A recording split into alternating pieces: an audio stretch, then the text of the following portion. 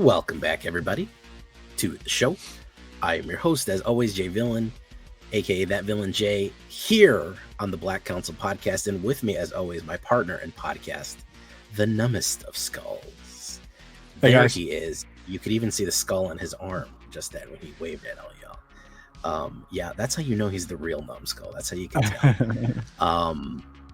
We are here on the verge, on the precipice of greatness here, of the return to Ravnica, bizarrely enough, for Murders at KARLOV Manor, MKM, which everyone is just calling murder, which I think is really funny, because everyone's like, can't wait for murder next week, and Can't wait to get murdered. Can't wait for murder. Big fan of this murder I've been seeing lately. So yeah, pretty funny. It's coming out. Are you a murder sympathizer, Jay? Yeah. Oh yeah, I'm a big fan of murder. I love everything I've been seeing about murder lately. Seriously, they're doing that. Just call it KARLOV. Like, I don't know. You have to. Yeah. It sounds bizarre. So yeah. So it's gonna be in a week. As of recording this, when this goes out to patrons, it'll probably only be about 6 days, and if you're watching anytime after that, for everyone else, it'll probably only be a few days until this goes up, until we get to Murder of KARLOV Manor. Interesting stuff. Return to Ravnica, so we're seeing a lot of Golgari, a lot of dual color cards. We're seeing a lot of Gumshoe, Investigator, new mechanic stuff like that. My biggest question overall is, I've got two big questions.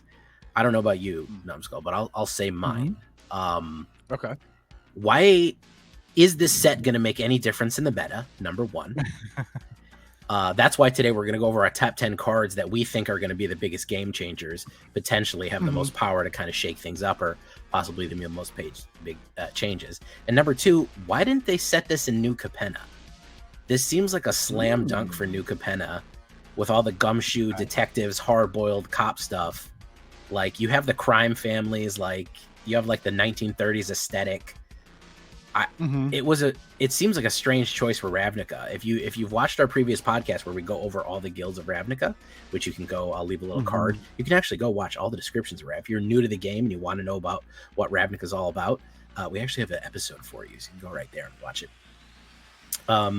I don't know. It just seems bizarre that they wouldn't put it in that kind of world. But either way, we're going to be going over to our top 10 cards, 5 for each of us, and then of course one master card, which we think is going to be the biggest slam dunk. We're going to see, and yeah, we're going to talk a little bit about the set and how we think these could change things and where we could slot them in the standard MTG Arena game, and how we probably plan on playing them. So before we do that, we have to thank our patrons for supporting us. Numbskull, I think it's your turn. Is it your turn?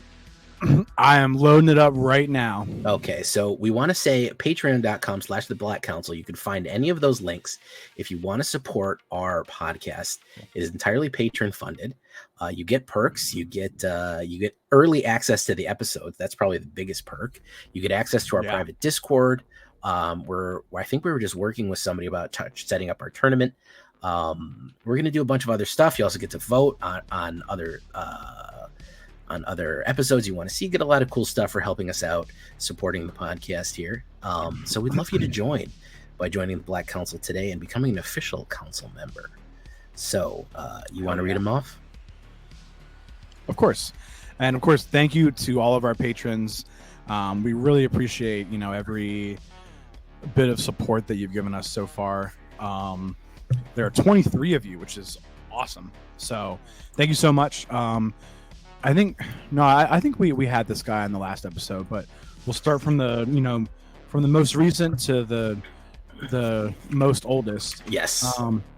We've got Gods Unwanted, Metal Mechanic, Eclipse, Notorious D, Deadfast, Frank E, Argent Icon, W. Taylor, Sechuan Anon, The Clash, a live action RPG, Elvan Breams, Xylo Beast, Jamel, Trexadactyl.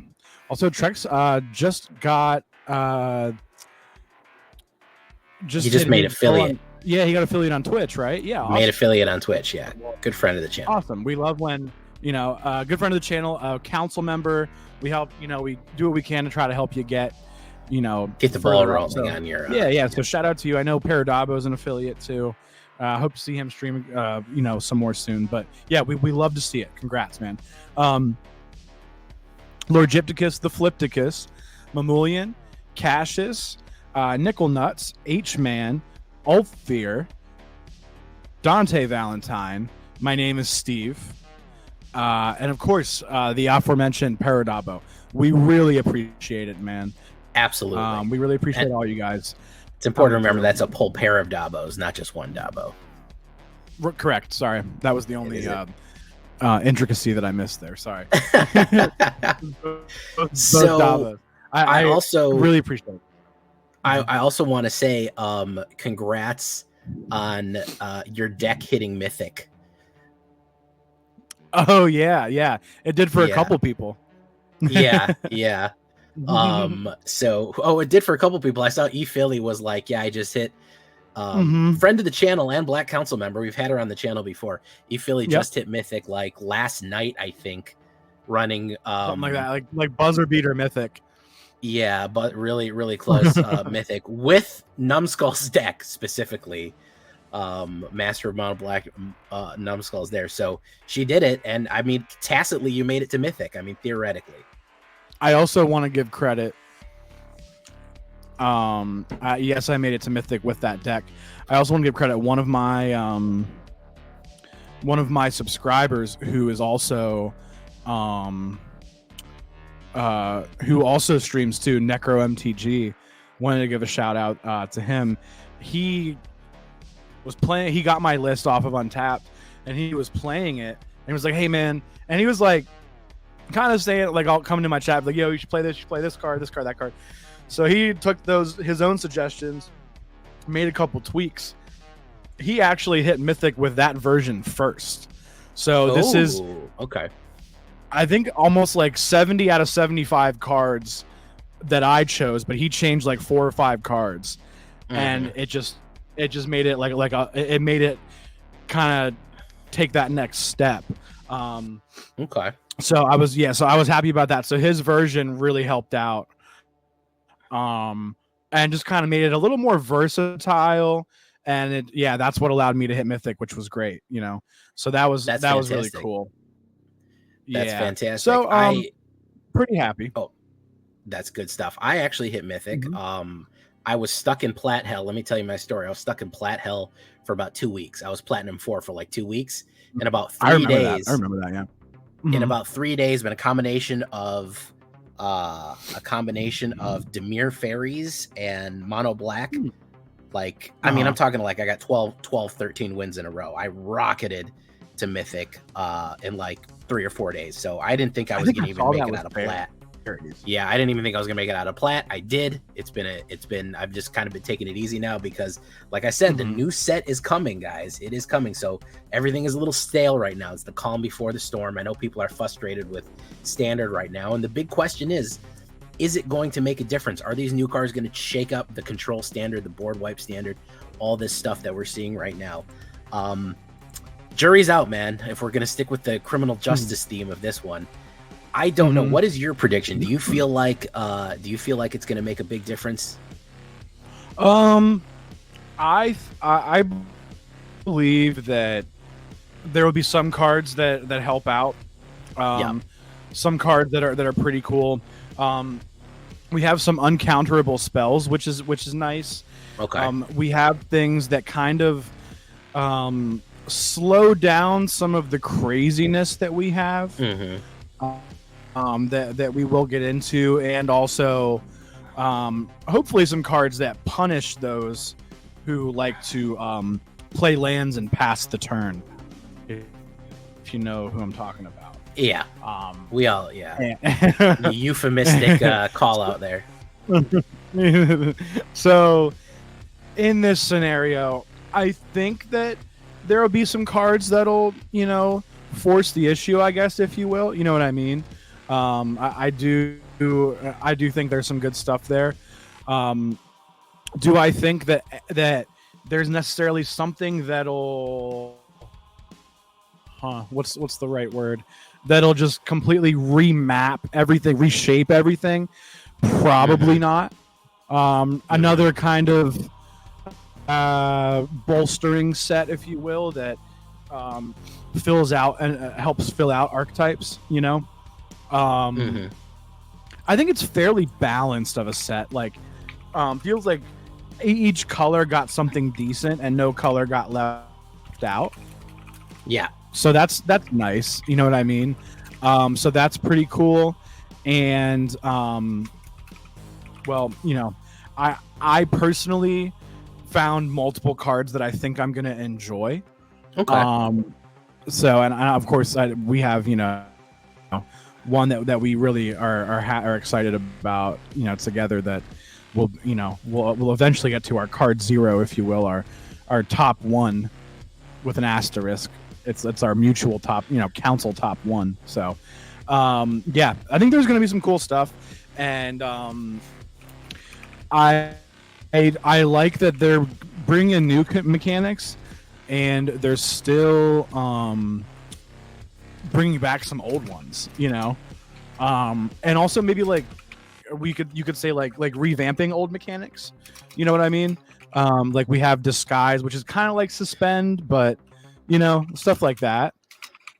Kind of like those abilities. Just, you know, it's just some refreshing stuff. And I think, you know, Jay and I were seeing cards, we were getting ideas, which is good. One thing I am disappointed about that I will touch, that, you know, maybe we can just touch on it briefly, is that with some of the things that we see in there and that, you know, we were talking about are going to be broken, it's really unfortunate that we're not going to see early access this time around. Yes, that is the big elephant in the room. I wanted to get to that. I'm glad you circled back to it. Normally, guys, we would be early accessing Thursday. We would be going all day. We would be showing you all the cards. We'd be able to play all of these. We'd be super excited. I'd have already built my decks. I'd have already pre-gamed and built theory crafted a bunch of decks. Wizards of the Coast, this is, again, I'm not directly trying to knock them. This is a realistic depiction of what happened. They fired the guy who was in charge of early access about a month before it was supposed to happen. Now we have no early access. And not to go too far into that part, but that individual was also in charge of a lot of things in regards to creator outreach and just other stuff. Like this individual was doing, I'm pretty sure was doing a couple other people's jobs in addition to their job. So like, it's not like they were an invaluable person or they were screwing it up. They were like the reason that it was even happening. That person, you know what I mean? So it's like, it is really unfortunate. I guess we'll have to see. Hopefully we can get the next one rolling and, you know, kind of figure that out. But yeah, it's unfortunate. It just felt like with this, it was going to be really cool. But you know, not to dwell too much on that, but I did like, I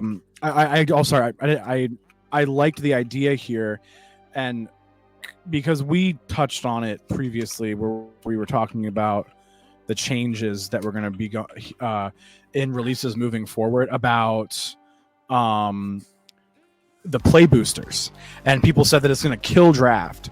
Well, I feel like, and I don't know if they overcompensated when they print some of these cards, but I feel like they made a pretty good effort here to make sure that there were cards that would be good in draft. Yeah. So I wanted to put that out there. Maybe it was performative because of the no more draft boosters thing. You know what I mean? But at the same time, I think for people who enjoy drafting, this is going to be a good set for them. I just wanted to put that out there. Yeah, there seems to be a lot of, I won't call them draft chaff, but stuff that is going to be, they really did drill down on the archetypes. I think they didn't know they needed to make a splash, you know? Yeah. Yeah, agreed. Well, I know that, you know, having to wait for these, for the meat and potatoes might not be everyone's favorite thing. should we go ahead and get it started? We should absolutely kick it off. Who? Let's do it. You want me to go first? Our official coin was tossed, and Numbskull elected to kick, so he's gonna be kicking it off here. I see. I like that.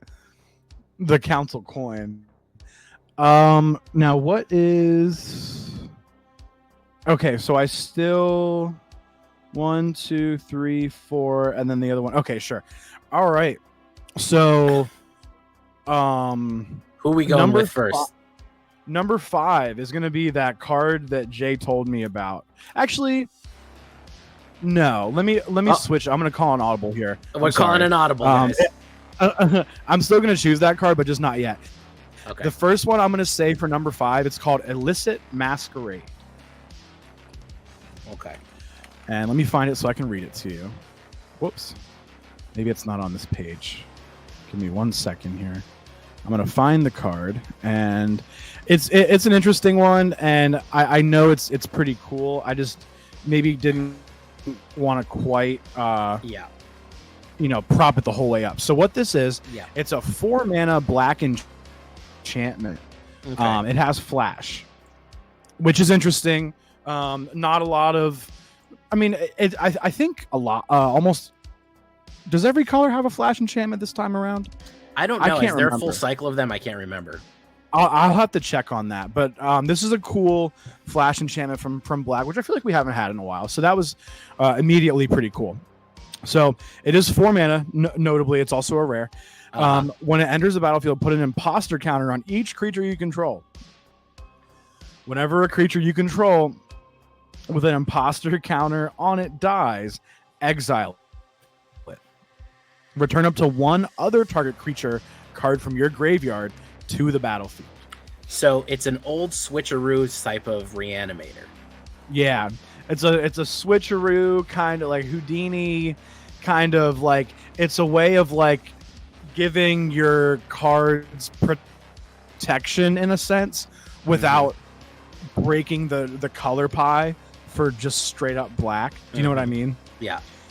So yeah, I really like that. I felt like now it does have to die. So this is rather ineffective against Sunfall still, unfortunately.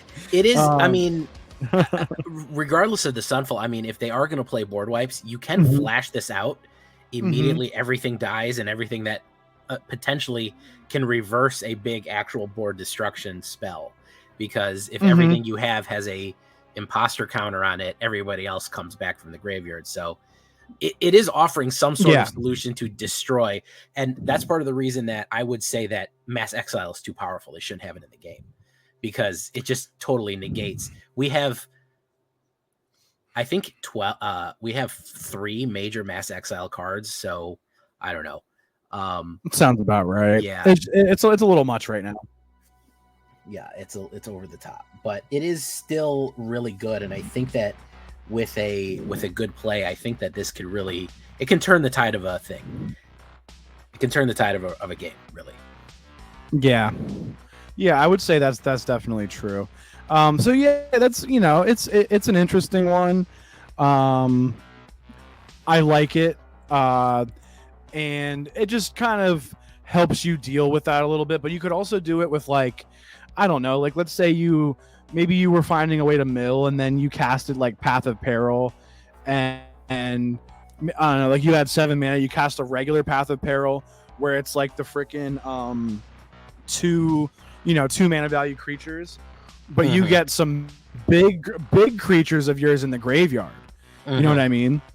You could run an Golgari stuff. Yeah, in a Golgari thing, and then you reanimate, all of those big guys. Now, you would need 7 mana to pull off that trick, but, it's something. Yeah. Golgari helped you ramp, so who knows? Maybe it's good. Yeah, so yeah, that's interesting. I think my only problem with it, they missed an opportunity not to put, not to say that they were sus counters. Yes. I think colloquially we will call them that. And then I think if they're sus counters, then we all know that the imposter is sus. Fair enough. Yeah. Well, they do have, what is it? Suspect it. You can suspect a creature. Yeah. So there is a way for a creature to be sus. I will say that. So that's pretty cool. Very good. But yeah. All right, so I'll be returning the kick here. Okay. I wrote on my list here. It's actually not the name. I wrote Hunted Bone, but it's actually Hunted Bone Brute. But it's funny to me that I wrote Hunted Bone. So I'm going Hunted Bone Brute, which is I can't even see the thing on here. I can't tell if it's rare or not. It might be a common card. I can't really tell. It doesn't. No, it's rare. I'm sorry, it's rare. 1 black and 2, 6/2, and it is a skeleton beast. Even though it looks like a dinosaur, I kind of wish it was a dinosaur. It'd be nice to have black dinosaur support. Yeah, a 6/2 menace, which means that it can swing in very hard. But the trick is the target opponent creates 2 1/1 white dog creatures. That's the hunted part. So it's a bone brute that's hunted by 2 dogs. However, when it dies, each opponent loses 3 life. Forcibly removing somebody's life like that, especially when we're talking about when we have things in this game like Aclazotz and that turns into 6 life, that's bad, true. Man. That's bad. If you have Aclazotz and even you have something else like Archfiend of the Dross out, even swinging in and they block with those white dogs, those 2 dogs. Really yeah, because it's the only way to take 6 damage. They're gonna lose the 2 dogs. That's they're gonna lose life for losing creatures. Yeah, that's 8 plus 6. That's 14 damage if you have Aclazotz and Archfiend out. Yeah, and then don't forget that they're going to lose 3 life for the Hunted Bone Brute dying. Well, yeah, that's what I was saying. So it's 6 from that, and then 8 from the other for the 2 creatures, which makes 14. So, I mean, even without Archfiend, it's 7. It's 7 damage. At least 3 just from you attacking. Yeah, it's great. So it's one of those damned if you do, damned if you don't life loss cards, which I really like. It's also a 6 power, which is great for fling decks. It's a great target to start playing with. If you want to run those Rakdos flings, go for it, because it also does the 3 damage additionally on the kicker. So you'll fling it for 3. It might as well be 9 in that case. It might as well be a 9 damage fling for 3, and also for your fight rigging. It's a perfect target for your fight rigging. Yeah, it's Golgari fight rigging off. True. Boom. So all around, pretty solid black card here. It also has the disguise feature, which I'm dubious about how useful that's going to be. Hey, but it's there. It's there at least. Which I think is funny that it would have a disguise on. It would have like a big cloak on. You couldn't tell it was a skeleton monster. But either way, that's kind of funny. That's my opening gambit right there. I think that is actually. I like it. You're going to see that in some mono black. You're certainly going to see it in mine I'm going to put it in my deck. So yeah, definitely there. I like it with I like it in the fight rigging. I also like it in the that Rakdos fling. What is it? Callus? Is it Callus Blood Mage or what's it? What's that guy's name? Where it's a Callus Sword. Where he slings it at you, or he flings at you. So that's 9 damage just from having him on the board. You get him on the board and then 1 more mana, 9 damage. 1 more damage. Throw Aclazotz in there for it. That's 18 damage. That's pretty much GG. Yeah. That's ridiculous, man. That's very powerful. So there's play Aclazotz turn 4. Yeah, play Aclazotz turn 4, turn 5. You're doing 18 damage. And you didn't even attack. You didn't even attack. And if you need to get 20, you also have a flyer on the board. So, you know what I mean? It's like, dude. Exactly. that's pretty potentially crazy. very, very bad. It's got a lot of uses. It's kind of one of those just toolbox cards that it can be good attack. It can be good fling. It can be sacrifice. Anything is good with that. I like it. I know we said it's a rare, but I mean, preemptively, this thing's going for like $1.50 on TCG Player right now. So it's like, all right, it's an easy, 3-drop kind of. Throw a couple of them in there in your fling deck, your Jund, your Rakdos, or just like your mono black, you lose life deck. Just throw it in there, and there you go. You know what I mean? Yeah, it's a great beefy blocker too against those Dino decks.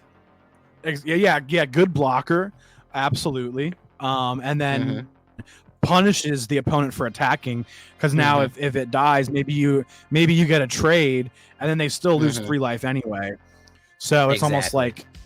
pay 3 Again, mana, just- get a blocker, they lose 3 life. It's not terrible. Just one of those cards that's like, it's a dilemma. It's you're gonna have a bad result no matter how you interact with it. So yeah, it feels like as the controller of that card or of that creature, it's like hard for that being on the board to backfire. It's hard to not find upside in this card. You know what I mean? Which that's what helps make shit relevant. So that's good. Yeah, absolutely. But yeah, so love it. All right, I can give you yours? my number 4, and this was one that I didn't know existed until Jay said something. I was slacking on the spoilers a little bit, and then Jay told me about this, and then it made me like start to care a little more. So we have Deadly Cover Up, and this is something that I've kind of been asking for. It's just like your yeah. It's like you're straight up, I need a board wipe without like conditions, and I need it to be, I don't know, I need it to be like just a classic. It would be cool if it wasn't 6 mana because things are faster now, this and that, So 5 mana, 3 colorless, 2 black. It's a sorcery, it's a rare. As an additional cost to cast this spell, you may collect evidence 6. And just briefly explaining that mechanic, you exile, I believe it's from your graveyard, if I'm not mistaken. You exile mana value cards from your graveyard that equal 6, I think 6 or more, but at least 6 for the extra ability. But even if you don't do it, it's still a board wipe. So if you don't do it, it's like damnation, like destroy all creatures. And then if evidence was collected, exile a card from an opponent's graveyard, then search its owner's graveyard, hand, and library for any number of cards with that name and exile them. That player shuffles, then draws a card for each card exiled from their hand this way. So it's like the end and a board wipe in one if you do the collecting evidence. You get that ability with it. You get rid of all their Shuldras, all the Atraxas, all those angels that you don't like. Whatever else. It's Holly, you name it, gone. So definitely, if you're playing mono black best of 3, definitely a good sideboard card if you need the board wipes. I can see it being played in best of 1 just because there are so many super powerful creatures that are automatically included in a lot of decks, Yeah, because standard is very predictable, and I think that you might not see this played right away, but I think people are gonna start slotting it once everyone knows everybody's playing this card, because it kind of has the end. Remember the end from Eldraine built into it. That's what I was saying. It's great. And I think does that hit Planeswalkers too, though? I think that might be the only difference. The end hits Planeswalkers as well. Yeah. Okay, so I mean that's what helps make it like its own card, but still, awesome card. If you're playing against a deck, with whatever issue, it's gonna have its own what do you call it? If you're having issues with the cards, a lot of the decks where you would have issues with certain cards, they're probably gonna what do you call it?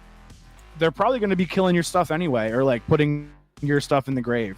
So be it. You know what I mean? If that's what's happening, then you're going to be able to collect the evidence anyway. It's not even going to be a problem. So go ahead. I think it's pretty sweet. I see little downside to it. It's nice to, and also what's great for me is I don't have to, if I want that board wipe now, I don't have to play. I know that there was that 6 mana one, but now I don't have to add white in all my decks for Path of Peril. I can just do straight mono black. Be a true mono black player now. So yeah, I think it's probably post rotation going to be the replacement for Path of Peril. I think it's going to be not for Path of Peril, but for Gix's Command as a 5-drop wipe. Oh, okay. I could see that. Yeah. I think it's one to watch. I think maybe it's not going to start off big, but people are going to get there with it. Yeah, I think it's going to take getting hit with it a couple times for people to realize, oh man, this is fucking serious. This sucks. Yeah. Yeah. You know what I mean? It's one of those. So yes, Yeah. I think we will definitely get to that point. Yeah, for sure. All right, so my next pick is I'm going Creature Town here again. I'm dipping into the creature. Okay. Don't worry, I have other spells. I have a lot of creatures. I'm a creature kind of based guy, but I do have some enchantments and stuff. So I'm going with the Axebane Ferox. Okay, this guy is 2 green and 2, a beast. You might think this is a little strange for being in Ravnica. It's a city. What is like this beast doing here? Well, I think he's Gruul colored. I think he's Gruul themed, which you know is the wild areas. He is basically your new questing beast. He's your new questing beast. Without some of the extra stuff on there, because everything in the original Eldraine was unbrokenly busted. So he's not as powerful, but he is a 4/4 death touch and haste. And I have been saying for a while, and I actually have to give a shout out to, I can't remember, it was either Zaveritz or it was Cookies in my stream who said the only way green is going to survive is if they have hasty creatures. They got to lean heavier into haste or Gruul, because there's too much board wipes. There's too much removal specifically. We can't be putting down like 8/8s and then they immediately die. So with this hasty boy, you swing in. The other thing that's interesting about him, he has Ward 4 Collect Evidence, which means basically if you want to target him with a spell, you have to exile a total amount of mana value 4 or more from your graveyard. So if you have nothing in your graveyard, or you don't have a high CMC in your graveyard, you can't get rid of him. He can't be the target of spells. He's going to have a ward on him, so it's going to be counterspelled. If you play him in Golgari with Graveyard Hate or with Exile or something like that, he's functionally immortal. The only thing you're going to get rid of him is with board wipes. You know, he just can't be countered in any kind of serious way. He can't be hit with that ward in any serious way. You have to have a graveyard to deal with him, which is an interesting choice of word right there. I like it. Just an all-around solid guy. Just a good, solid workhorse type of meat and potatoes, green attacky guy, especially on the attack and on the defense, death touch, just overall pretty good. So kind of a new questing beast for you, for all you green and Gruul fans out there. I like him. I'm definitely going to play him. You know, I think he works mono green. I think he works Golgari. I think he works Gruul. I think he works in any build. Yeah. No, that sounds about right. I think all of them work well, especially putting him in Golgari. You can get a little more graveyard hate going on, so that works out really well. And he just can't be targeted. He's just constantly having something to deal with.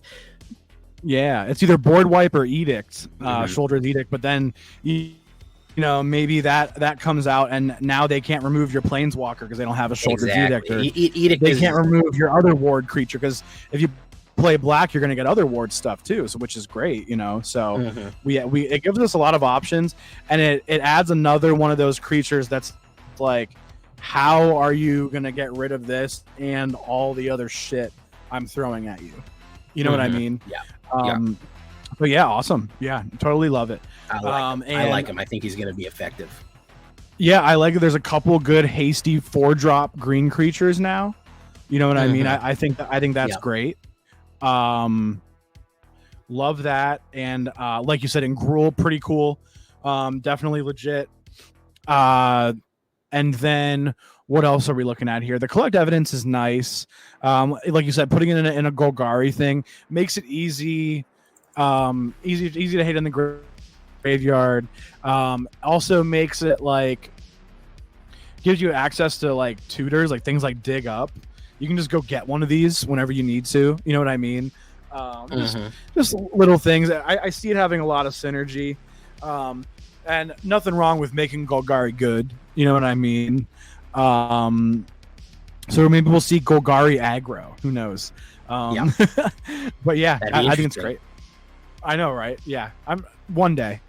All right, so what we're going to be on number 3 now, right? Number 3 pick for Numbskull here. Okay, so I've done. Okay, so that guy, yep, and we did that one. Okay, it is time, and anybody who's been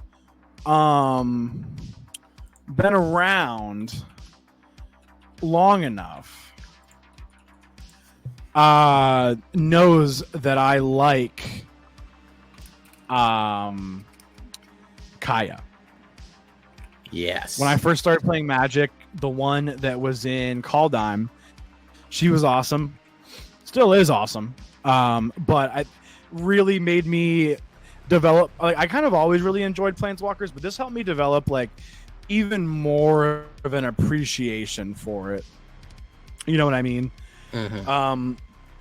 So for Kaya, I think what's one of the biggest things about Kaya is that there's often like a lot of times there's like some kind of static ability to her that's just like pretty valuable and unique.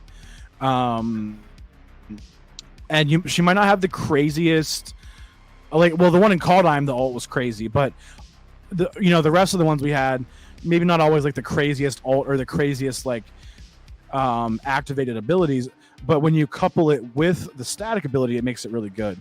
So we have Kaya Spirit's Justice. It's 2 colorless and white and black. And when I was saying about like, if you've been around Numbskull long enough, you know that he likes Kaya, this and that. You also know that my first original deck that I really enjoyed playing was Orzhov Tokens. And I think that this could help actually bring it back.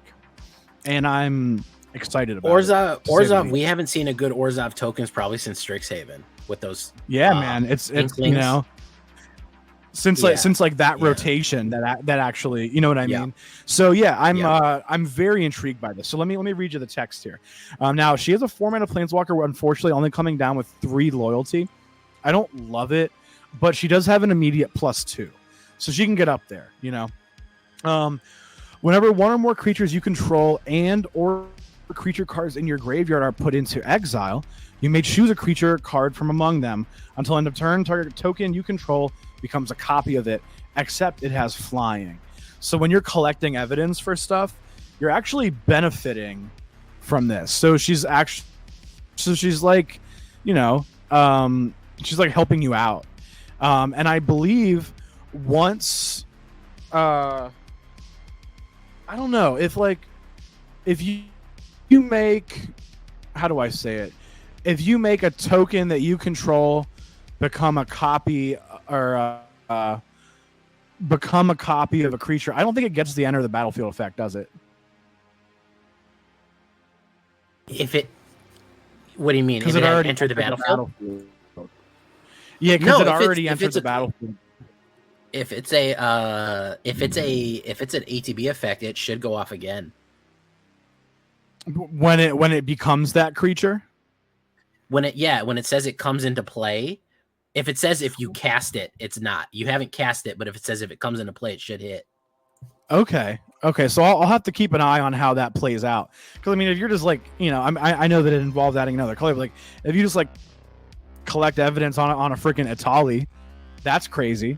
Atraxa, that's crazy too. Just stuff like that. I think it would work that way, yeah.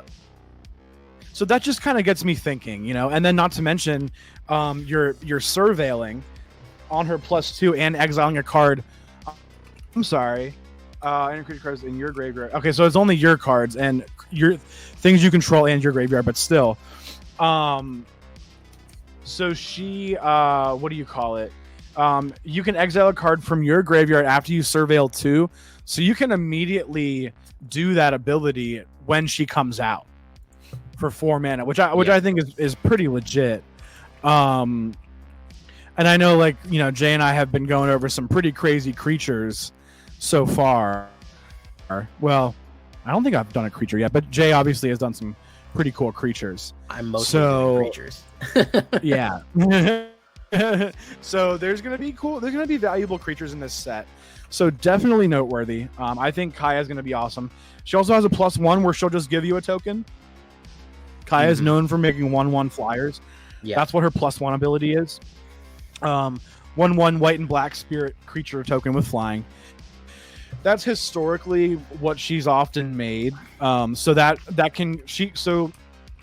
her abilities directly complement her static. Her activated abilities directly complement her static ability. She basically gives you what you need for all that to be lit up in one card, which I think is great.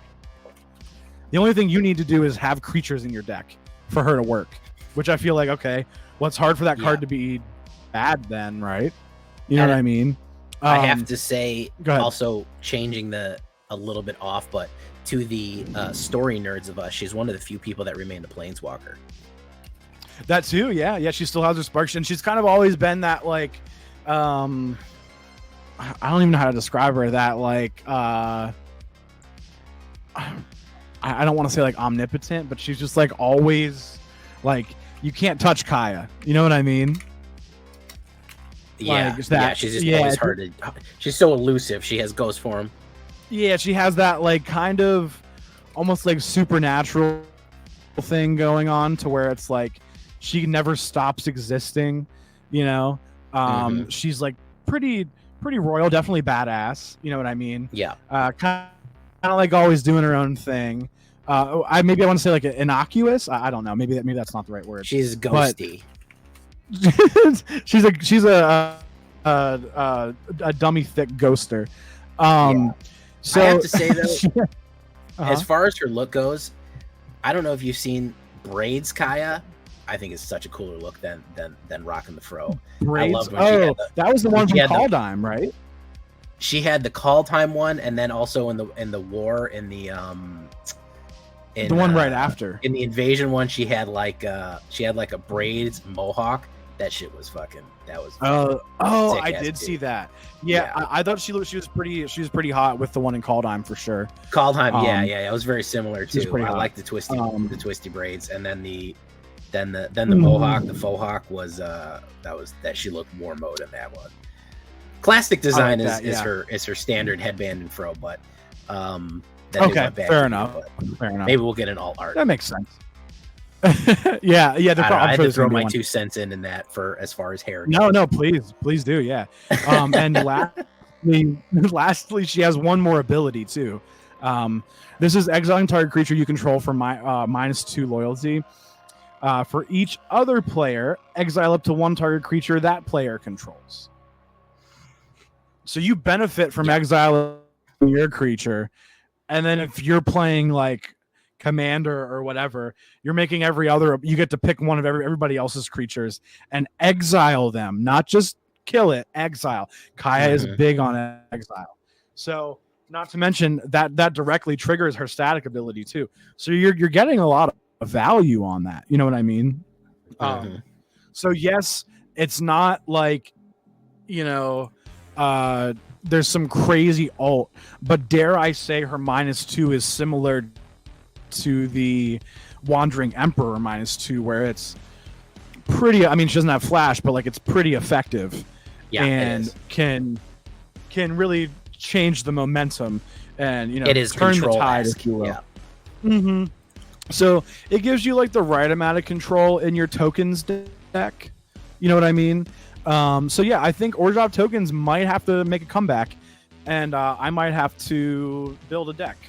And she is inspiring and definitely interesting, if nothing else. So I'm excited for it. Excellent. I'm excited. I'm probably going to do a tokens with her too. So I'm pretty stoked. You might as well. So my number 3 spot is, he was going to show up. I don't know if you guys been watching the spoilers, but this looks like one of the most abusable cards out there right now. And that's going to be my dude, Ansrag the Quake Mole. Oh, yes, he is a mole god. And I sing, I am the mole god. So that's Kid Rock before he lost it. Anyways, 1 green, 1 red, Gruul colors, 2, 8, 4. All right, this is the mole god. He is 8/4. He is some sort of Gruul messiah, some sort of Gruul tunneling messiah. Whenever Ansrad the Quake Mole becomes blocked, untap each creature you control. After this combat phase, there is an additional combat phase. You'll notice that this does not say you may only trigger this once. You can just keep attacking until there's no longer dudes left to send in, as long as this guy gets blocked. And he is an 8. Easy applicable, put Audacity on him. Now guess what? He's a 10/4 trampler. Anytime he's blocked, there's going to be, everyone gets untapped and there's another combat phase. Throw some blue in there and throw some of those like shore up, untap him yourself. And and because he might, you can do all kind of crazy stuff with this. You can trigger so many combat phases over and over and over again. He is going to be a target for removal because I think if you've built a decent Gruul board, they're just going to rampage in on you. They're just absolutely going to swarm you down with tramplers. Put Indestructible on him. Put something like Gaia's Gift on him, and now he's a 9/5 trampler, and he's indestructible until forever, until the end of turn. And the turn's never going to end because he's going to keep attacking, until you block him. Then, if that's not enough for you, pay 2 green and 2 red and 3. So that's a 7 right there. He has to be blocked. So not only you have to give me another combat phase. I'm not giving you a choice if I spend 7 mana on it. He has to be blocked. When he's blocked, I'm getting another combat phase. You owe me another round of combat. That's pretty cool. It is very abusable. It's going to be very fun. I am looking forward to mole godding people. I am the mole god. Cuckoo Kachoo. Something I want to add there, and green and red are typically 2 colors that are pretty good at generating these. Don't forget about those Power Stone tokens, because they can be used to activate abilities, and there's 3 colorless in that mana cost there. So if you're if you're playing Gruul, there's cards that like do damage and then just say create a Power Stone. All right. Or sometimes your opponent gives you one. You know what I mean? Okay, then now I have 3. All of a sudden, his ability only costs 4 and he costs 4. So if you're able to cast him, you're probably able to activate his ability either that turn or that next turn. You know what I mean? So yeah, even if you're not using mana stuff going. Even if you're not using Power Stones, there's so many mana rocks in general. Anyway. There's so many ramp. Yeah. There's so much ramp in that general. You're going to be able to trigger that. You can, and again, fast trample, putting trample on everything, putting fighting on everything, just hitting multiple times, throwing him with dinosaurs. It's going to be great. It's going to really some real fun shenanigans with him. Yeah, and I like that was there any other God card in this set? I don't think so. There wasn't the last. There was all the Ojers in the last one. It's funny that the only God in this one is a mole god. You know what I mean? Mm-hmm. It does.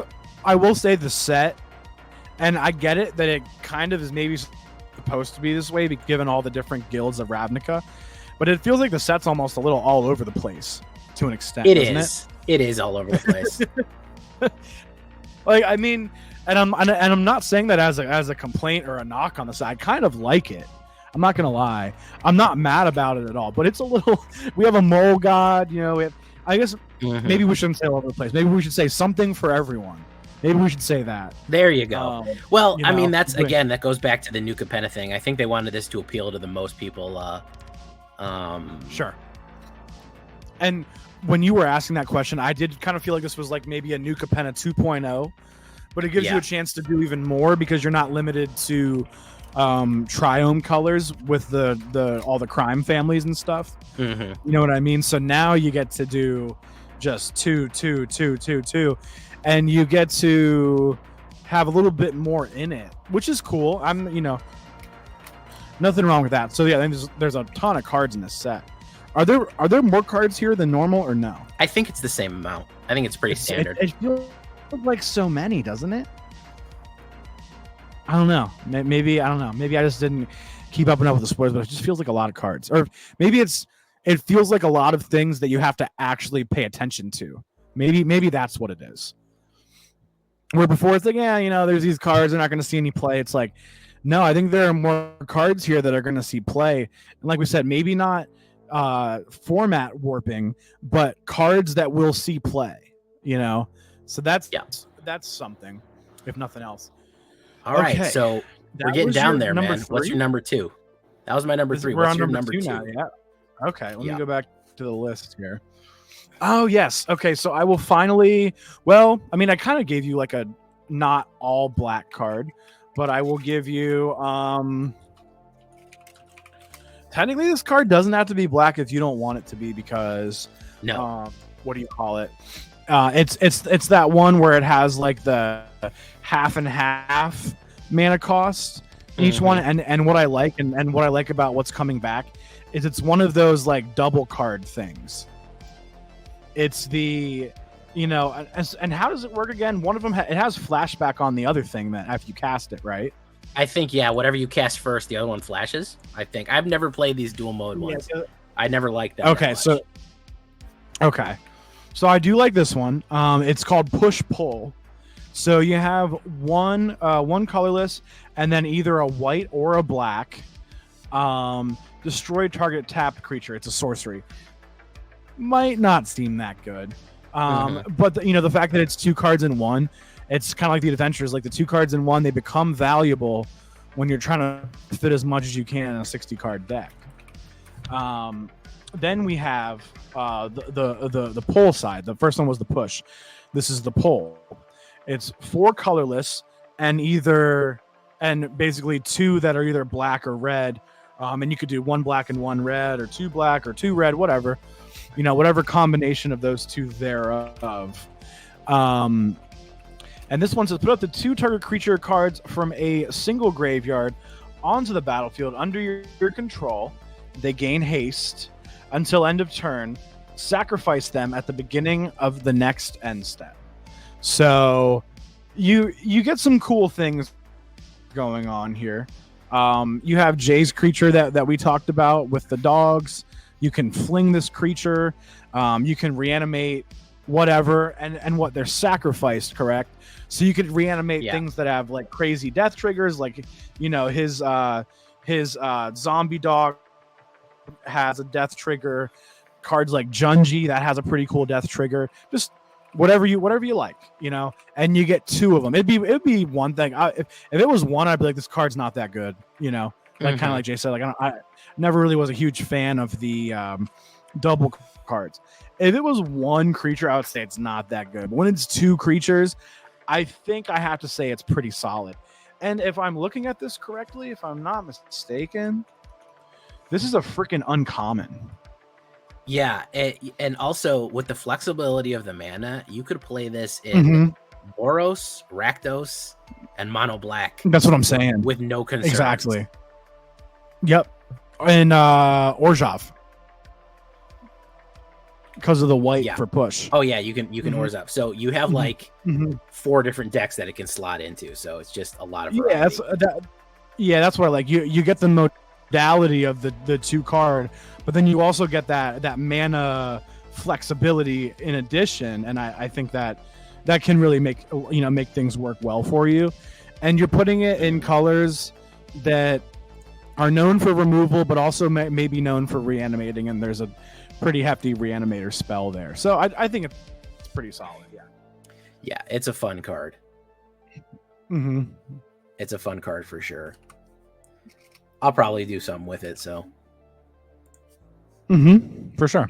And there are a bunch, and we didn't I don't know if Jay included any of the 2 cards, but there are a few.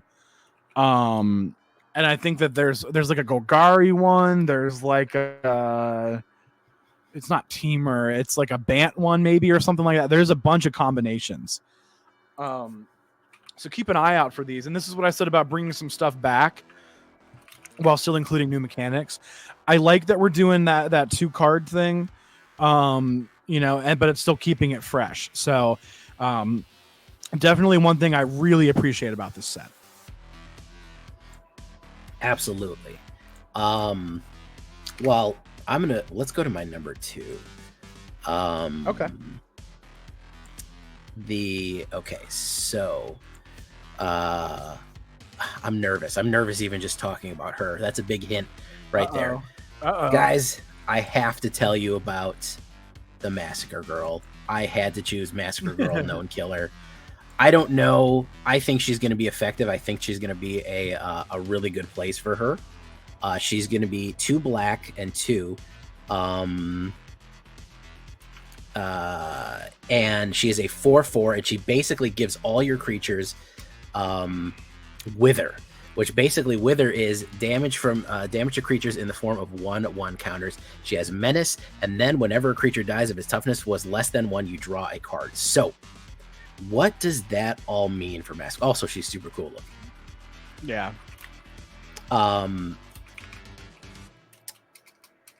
So basically, she puts Wither on everything. So everybody gets damage in the form of 1/1 creatures, which counters, which is really interesting because you have stuff like All Will Be One. Whenever you put counters on stuff, it does damage to people. So that's a fun combo. That's something. In Rakdos. You also have that the damage doesn't clean on the damage step. So if things are getting hit, they're perpetually going down. And you also have stuff like Sheldred. When you draw a card, you gain life. So you're talking about potentially doing a ton of damage to people and drawing more and more and more cards constantly and gaining that life. So yeah, I just feel like there's something here.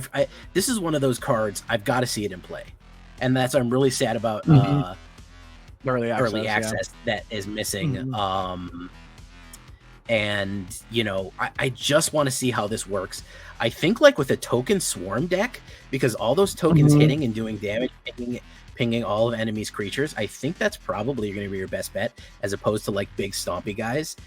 Just chipping people down, you know. Yeah.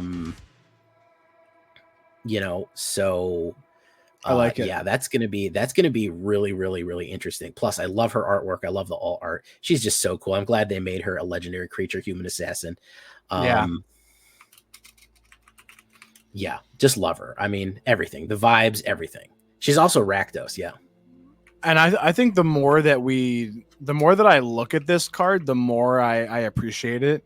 Because whenever Jay and I do these top 10s, we try to, if we have time, converse a little bit throughout the day about like what we're picking, so we don't overlap and step on one another's toes, and then you know, have to redo our list like when we're trying to record.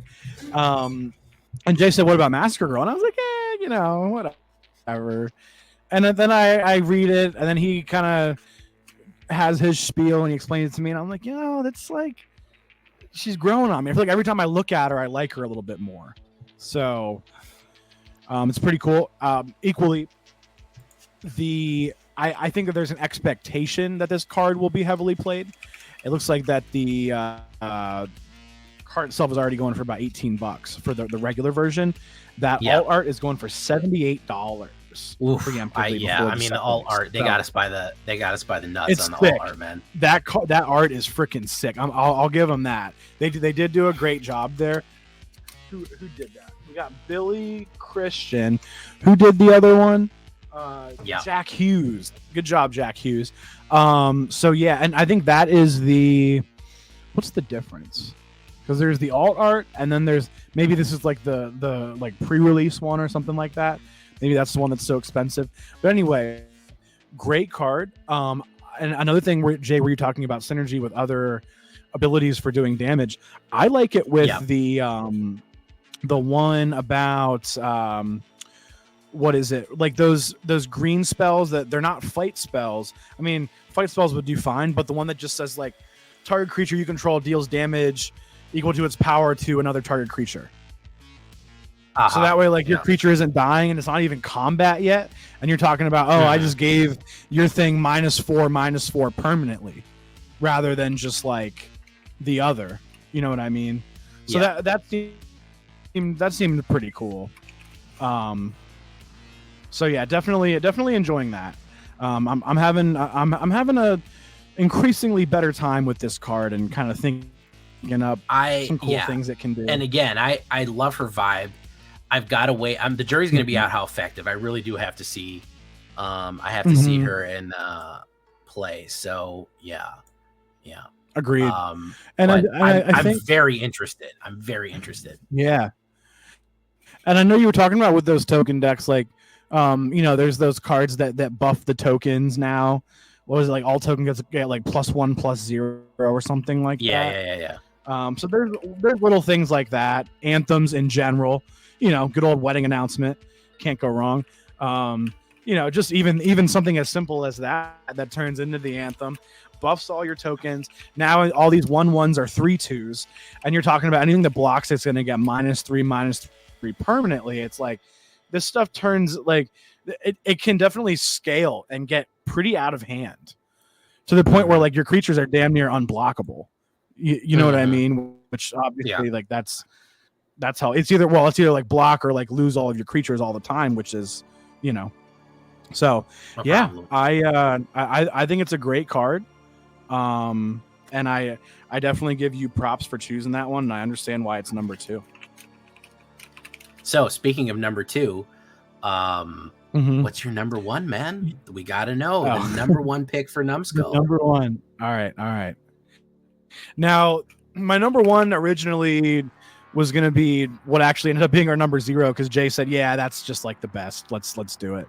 So I had to pick a new number 1, and it was a card that I kind of like.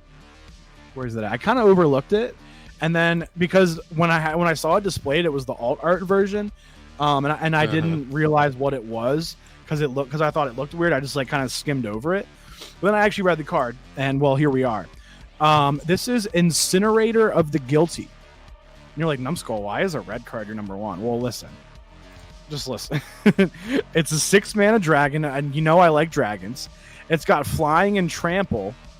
When it deals combat damage to a player, you may collect evidence X. When you do, Incinerator of the Guilty deals X damage to each creature and each planeswalker that player controls.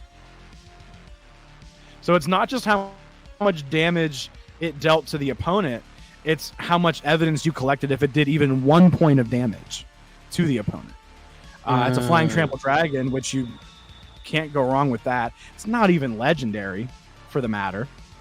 It's just, it's just really easy for it to get pretty crazy.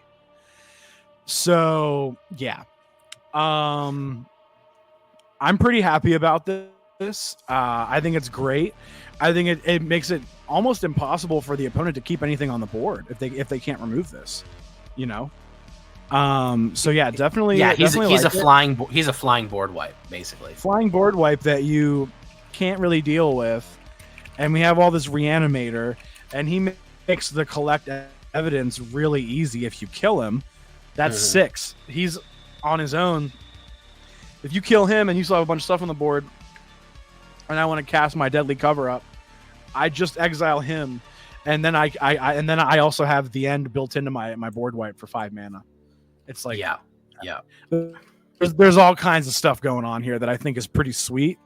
Not to mention just general synergy, dragon synergy, things like that. The only thing that would make him even crazier is if he had haste. That's the only. Yeah, thing. I was gonna say that's probably the one thing that I wish he had on him. Is haste. Yeah. Because I'm worried about him coming out and immediately too much though. It'd probably be too much. But flying the whole trample thing is really good. Like I can't think of too many cards in the air. Atraxa, Archfiend, maybe a couple other dragons, but not a lot of dragons here in the air. Not to mention what is that that Dracosaur, that 5/5 first strike, really difficult to deal with in the air, and now you have a good blocker for that too. You know what I mean? And he can't really block Incinerator. Actually, if he does, opponent still takes 1 damage and you still kill all their creatures and planeswalkers. So I definitely enjoy the 6/6 aspect of it. I think the name is awesome. You know what I mean? Kind of like Incinerator. Kind of looks like one of those Game of Thrones dragons, doesn't he? He does. He's got a little bit of that vibe going on. That art, you know what I mean? That's cool. He's massive too. Oh, dude, that is a big old dragon. Yeah, so that's cool. I'm never gonna say no to a really cool dragon like a turn 5 Junji, turn 6 Incinerator. That's pretty intimidating. Both creatures are evasive in the sense that it's easier for them to do combat damage. With Junji having menace and him having trample, that's pretty cool. You could almost. Well, you got to remember, we have. Oh, I'm sorry, I didn't mean to cut you off there. That's cool. We have Rizov of the Claw go ahead. in standard. Oh, Rakdos Rivads. Yeah, standard. yeah. And he can actually Yeah. bring him out pretty quickly. What is that, like turn 4? Because he adds 2 mana. Turn 3 because he adds 2 mana. Mm-hmm.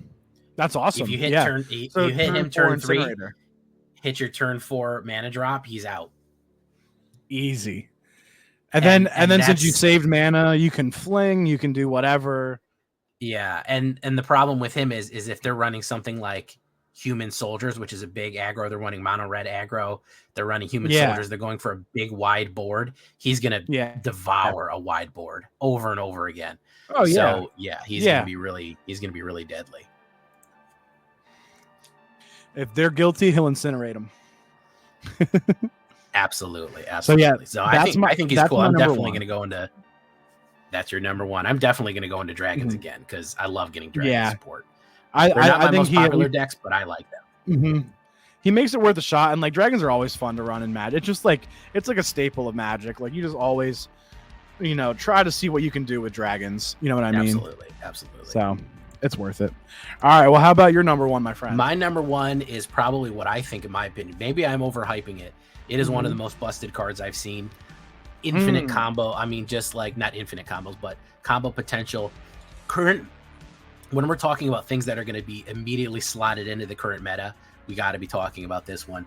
And this is War Leader's Call. Oh my goodness. Boros is about to get serious, man. Boros is about to do it. 1 white, 1 red, War Leader's Call, and 1. All creatures you control have +1/+1. This is an enchantment. Okay, so you can have 4 of these on the board. All creatures you control get +1/+1. Already pretty good. I mean, Wedding Announcement does that, and it doesn't even do it right away. Whenever a creature enters the battlefield under your control, War Leader's Call deals 1 damage to each opponent. This is like a cavalcade for whenever a creature enters the battlefield. You're talking about token decks. You're talking about mono white humans, tokens. You're talking about Mondrak Glory Dominus that you get double tokens every time something happens.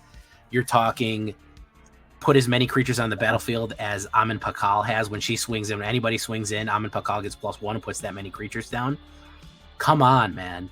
You're talking constant damage pings. Damage pings. Flash creatures that put like Resolute Reinforcements, that's 2 damage. All of a sudden, Resolute's Reinforcements puts 2 1/1 creatures down and puts 2 damage out, and they're 2/2s. Man, if you don't remove these, things are going to get bad, dude. Yeah. Because this is not whenever a creature, not when you play a creature, whenever a creature enters the battlefield. As terrible and as powerful as mono red aggro and mono white soldier aggro and tokens are right now, 2 of the top meta cards, if you look like on AetherHub,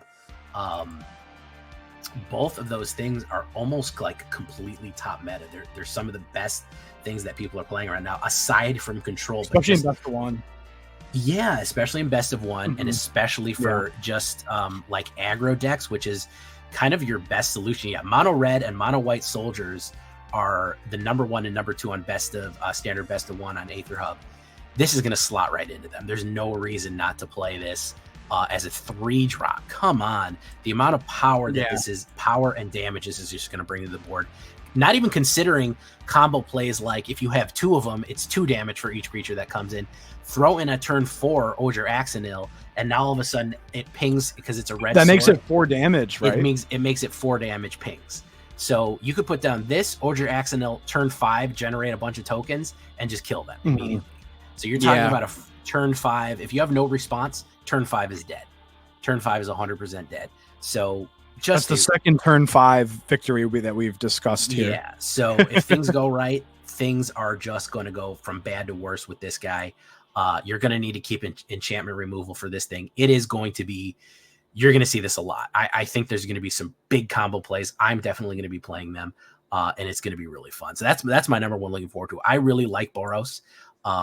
It's probably one of my favorite. It's probably my favorite non-black color combination. Everything else, if we're talking about black color combinations, but if we're talking about non-black ones, 2 color combinations that don't have black in them, Boros is probably my top. So I really do like it. I think it's going to be great. Just looking forward to it. It's just a banger card. Yeah, totally agree. I mean, it's definitely broken. You can even do like there's like some Boros token decks that are just like those good Boros go wide, so that makes that deck even better. All those tokens like that would those 1/1 flyers that PNLR makes, now they're 2/2s, and they ping you when they hit. It's just like exactly. It starts to stack so much, you know. Yeah. And Jay and I were talking about we were talking before, and we were saying that on this one you actually don't really want to play it on turn 3 with these Boros decks. You want to like kind of have your board out and then play this thing, you know. So I would say that's something to keep in mind. Like, don't mess up your curve just to put this on the board on turn 3. You want to be have your engines ready to generate and attack. When you're ready to swing, boom, you drop it and you turn everything sideways. Yeah, because you figure in, you say, all right, I'm going to attack with Amun Pakal, I'm going to attack with Adeline, and I have something like Order Axonil out, or I have, which generates 3 tokens, or I have Mondrak Glory Dominus out. I'll play it, generate 5, 6, 7, 8 tokens, do 8 damage, and then boom, what are we talking about anymore? You know, then we're swinging in wide. They just don't have the thing. It's really something. I think it's awesome. And I'm a little scared, honestly. I'm a little scared of it because I know that I'll probably go up against it, and sometimes these Boros decks you definitely have some trouble when they get that like really powerful enchantment on the board. You know what I mean? So yeah, totally agree. It's gonna cause problems. We need this board wipe that we got, so it's good that we have it. You know what I mean? Absolutely. But yeah, speaking of board wipes, all right, it's time for our tier 1 card that we chose. That is probably our most anticipated. Yeah, I guess he does have some triggers if there's a board wipe, huh? Well, I mean, here's the thing, and that's part of the reason I wanted to think about him. If you play a board wipe, you can actually kill your opponent by board wiping yourself. Yeah, he's a win con. He's a win con with a board wipe. Yeah, especially if like Archfiend was out. Exactly. So we're gonna introduce. I'll let you introduce him. Okay. Well, there's a little bit of controversy on what the hell this guy's name is. Is it Bloodline Ripper or Vein Ripper? Both sound badass. We think that Vein Ripper was like the proper translation. Was it in like French or something like that? I think it was originally in Japanese or China. I think it was in Japanese originally. Oh, okay. Oh, you're right. I think it was in Japanese. You're right. But yeah, this is we're gonna go with Vein Ripper because that's what this website says. So kind of a high cost creature. I will give him that. We've got 3 colorless and 3 black. It's a 6/5 vampire assassin. He's a mythic. He's not legendary. How about that? Not a legendary creature. No. That is something. Whenever a creature dies, not another creature, not a creature you control, not a creature your opponent controls, a creature. Anyone. Yeah. Anything. Target opponent loses 2 life and you gain 2 life. Perfect. That's terrible, man. He's like Blood Artisan. And he's a 6/5. He's like Blood Artisan on crack. He's like double Blood Artist, but actually swings. Oh, and by the way, he has flying and he has ward, sacrifice a creature. So if you want to remove him, you actually have to let his triggered ability go off at least 1 time anyway. And not only that, it's going to go off twice because when he dies, he's going to trigger it. He's going to trigger for himself. Yeah, so you're going to lose a creature and you're going to lose 4 life and we're going to gain 4 life. Just from you dealing with him. Just for you dealing with him. My only biggest issue with him, honestly, he's a 6/5. He's kind of beefy as hell.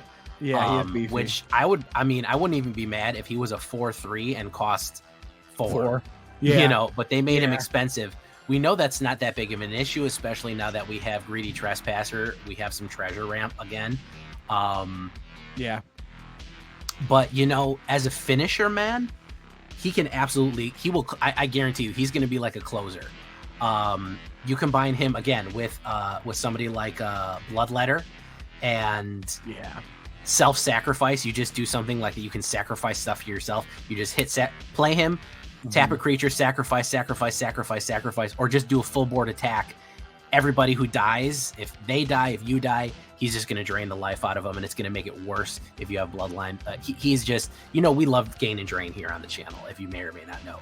He's just a gain and drain monster. He's just a thirsty boy. He wants that blood. Another cool thing you have is you have the, what was that? Bartolome del Presidio. He's just no mana, no resources needed. Doesn't even have to tap. Sack as many creatures as you want. And you could just sack your whole board. You don't even need another card to do it. No, and you can do that. You could do it on your opponent's turn. You could do it on your turn. You could do it in response to him being removed. All kinds of stuff. Oh yeah, you could have Bartolome out, play him, and just start sacking your whole board and gain and draining. Yeah. And imagine if you have the new veto out, you'd get all those other additional triggers off. True. And not only that, we have so much vampire support right now. Like, he's gonna fit I'm in loving so the much vampire mono-black stuff, vampire. Dude. There's Orzhov vampires, there's Rakdos vampires, Loving mono it. black vampires. Even back from Mardu Crimson vampire. Vow. Exactly. So he's gonna be a monster. He's gonna be a mono black monster. I just see him rounding his stuff up. So another one. Sorry, that Voldaren Bloodcaster that turned when it flips.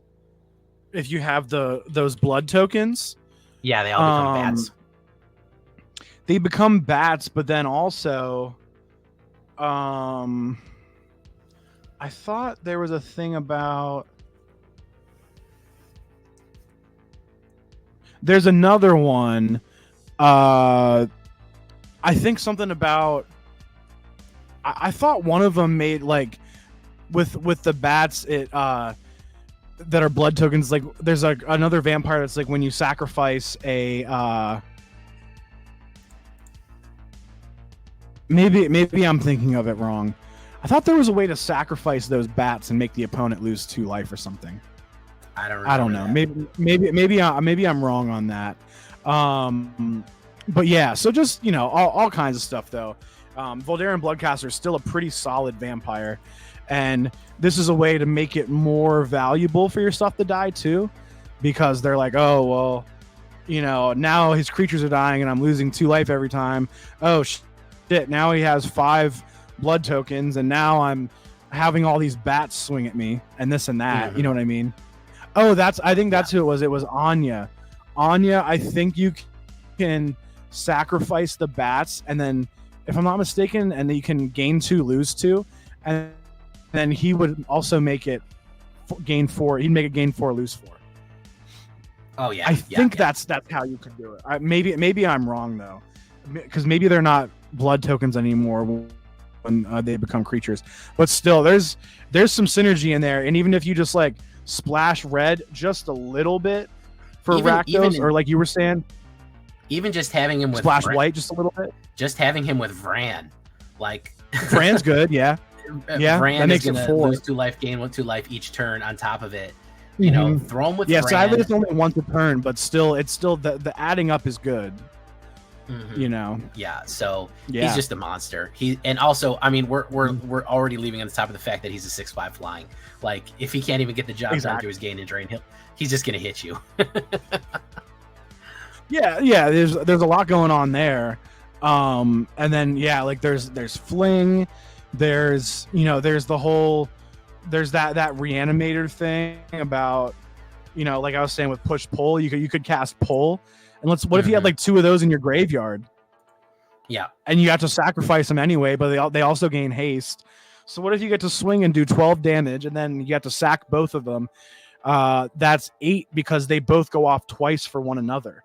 So you would gain 8, lose 8, and they swung for 12. That's 20 damage right there. Absolutely. So he's a really fun one. So that's our number 1 pick. That's what we're thinking. You wanted to give an honorable mention to somebody before we left. I can throw. I'm sorry. Mentions. Yeah. Man, I got so many tabs open now. Hang on one second. I'll give my honorable mention. I was thinking about 2 cards that didn't make the cut. I don't want to go over them too deep, but look at him, Barb Servitor. He's a damage reflector, kind of like Taunting Goblin. We love those damage reflectors.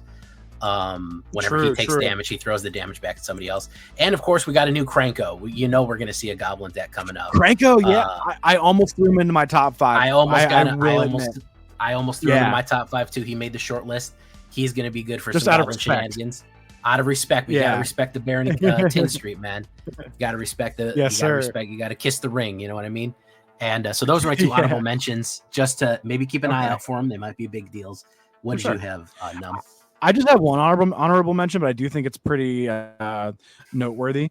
We've got Doorkeeper Thrall. This is a 1/2 flyer for 2, 1 colorless and a white. It has flash and flying. I think I might have already said flying, but anyway, it has flash, and it says artifacts and creatures entering the battlefield don't cause abilities to trigger. Wow. Okay. So it's a 2 mana. So yeah, no ETB triggers. That's gonna stop your Atali. That's gonna stop your Atraxa. It's gonna stop all kinds of shit. You know that is historically a huge problem in Standard. For 2 mana, I didn't want to put it in my top 5 just because I'm not like excited about it. I'm just like, it's not that we're excited to play that. We're warning you that that's out there. Yeah, like I want to make people aware that like this is gonna, if you play best of 3, this is, and someone plays white, this is gonna be in their sideboard, and you need to be aware of it. It's kind of like it's like a ye be warned. Be on the lookout. That's a bolo. Play at your own risk. Don't say I didn't warn you. Absolutely. This is a and we were saying there was one from Strixhaven, and we can't remember the name, but he was like counter the ability unless they pay 2. Now I will say that one actually countered everything. Yeah. Any permanent rather than just artifacts and and creatures. So this is a little more strict, but like let's be honest, what are some of the biggest problematic ones that we have? Some of the biggest problems is like Portal to Phyrexia, Mightstone, Weakstone, and just for artifact wise, and then all the creatures we mentioned. Those are those kind of like bomb artifacts that are an issue. So you're gonna stop those abilities from happening now. Someone resolves a portal, they get to reanimate every turn, but you don't have to sacrifice 3 creatures now. Exactly. Just stuff like that. Exactly. So it really does nerf a lot of stuff. Yeah, so I'm definitely excited about that. I would say I think that's pretty sweet. So yeah, that was my honorable mention, and I think it'll be pretty good. I think it'll be a solid one. We will both be there. We won't be in early access. Normally, we do try to do an early access builds and decks for you, but it is canceled. But we will be streaming. Either way, we'll be there. I'll be opening up probably 115 packs. I've been saving up gold for. I'm going in deep. Those videos aren't going to make themselves. So I'll be opening up 115 packs. Numbskull will be opening at least 3, I assume. I'll be burning some wild cards. Yeah, I know you usually have more wilds than me because I don't think you craft as hard as I do. I'll be digging into my my nest egg. Yeah, he's always got a nice save up there. So, but we'll be here and we'll do a deck build. We're always going to do a first. We're going to do a Black Council deck build probably next. And maybe we don't do mono black. Maybe we just do that Orzhov tokens. Who knows? That would be a good idea. We might do an Orzhov tokens. If you want, we'll let the council members know you want an Orzhov tokens or not, and maybe they can steer us in a different direction. And I think something we can do is maybe we could do for patrons, we could like you and I each could like make a deck and just add that as like patron content because we won't have like an early access episode where we get to see a couple of decks that we made, and that can like be in place of that, and we'll give access to the additional decks to our patrons. I know when a new set comes out, we always try to throw you guys a video or two. Yeah, we have some Numbskull. We can do something like that. Yeah, me and Numbskull put up some raw footage of some test decks for just patron members, so that's pretty cool too. So if you want to become a patron, that's all. But thank you for sticking around. Thank you for sticking around for this top 10 right here. What were your closing thoughts? I didn't mean to cut you off there. Oh, I was going to say, yeah, definitely. You know, if you become a patron, you'll be able to see us. You'll be able to see additional gameplay. You know, you'll also see these episodes a day early, like we always like to reiterate. So you will see this before anybody else. It's usually the day after we record. So today is Tuesday. It's going to come out on Wednesday for patrons. Tomorrow it'll be out. Tomorrow afternoon. So tomorrow afternoon for the patrons. So and just keep that in mind. For everyone else, it'll probably either be Thursday or Friday. Fair enough. Yeah. And that's totally reasonable. But yeah, that's what we got going on here. So I think we're in a pretty good spot. And yeah, I think you guys will like the decks that we make. We're going to try to do some cool stuff for you. So keep absolutely. An eye out. So we will call this early access, well, not early access, but this first look top 10 deck preview. This is like the 4th or 5th one we've did. I got to check on that. We call this one to close. Thank you all for coming. Thank you for joining us. Thank you for watching live. All the people that you do, we do appreciate it. I'll call this meeting of the Black Council to the close. Good night, everyone, and goodbye. Goodbye.